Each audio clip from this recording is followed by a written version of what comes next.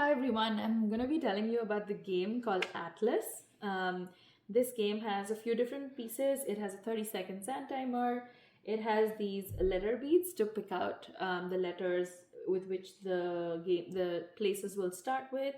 There are these heart life tokens that are distributed to players at the beginning of the game. And then there are these star bonus tokens that are given out for naming every fun fact in your turn. Now, the aim of this game is essentially to be able to name places. So the player one will start with naming a place with, say, a letter that's picked, W. So they'll say Wisconsin.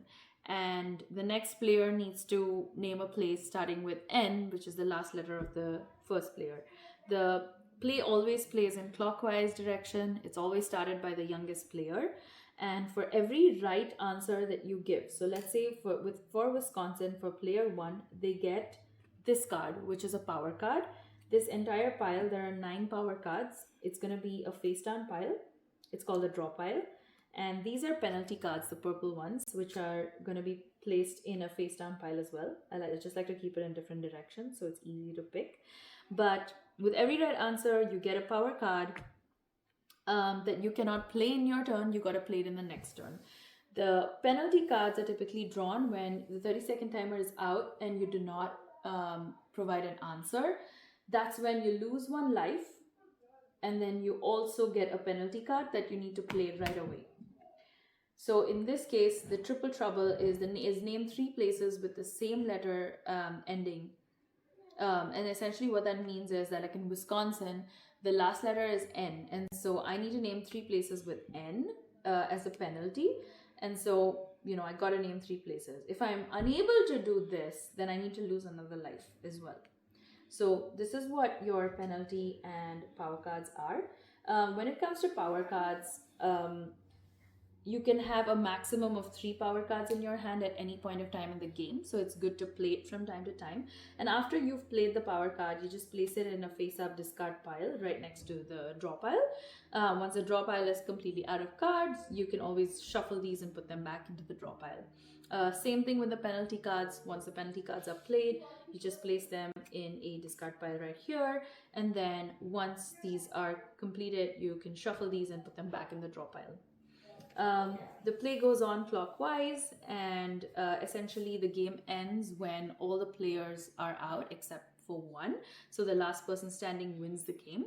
There is an alternative variation of the game, which is not mentioned in the instructions, but can be played, where you decide on a finite number of rounds, whether it's 10, 20, 30, whatever it is. And at the end of that many rounds, the person with the maximum hearts left wins. If there is a draw in the number of hearts, then you just share the joy of winning. This game can be played in 3 levels of difficulty: the easy, medium, and hard. The easy typically just means you can name any place in the world except for, when the cards tell you not to. And then the medium one is a little bit more focused on countries only. So you can only name countries through and through the game. And the hard mode is when you can only name cities. There are some cards in here which will ask you to change the mode of the game to a different mode. So that's when you can choose, and then this is what they're referring to. Now, with the stars, if you collect 3 stars, you can always exchange them for 1 power card in order to get more power cards. In every single turn, you can either play a power card or you can collect it. You cannot do both. So if you have gotten a city name right or a place name right, you collect a power card, you cannot play a power card as well. So make sure to be aware of that. And then once you collect the power card, you can only play it in the next turn or the turns after. Enjoy.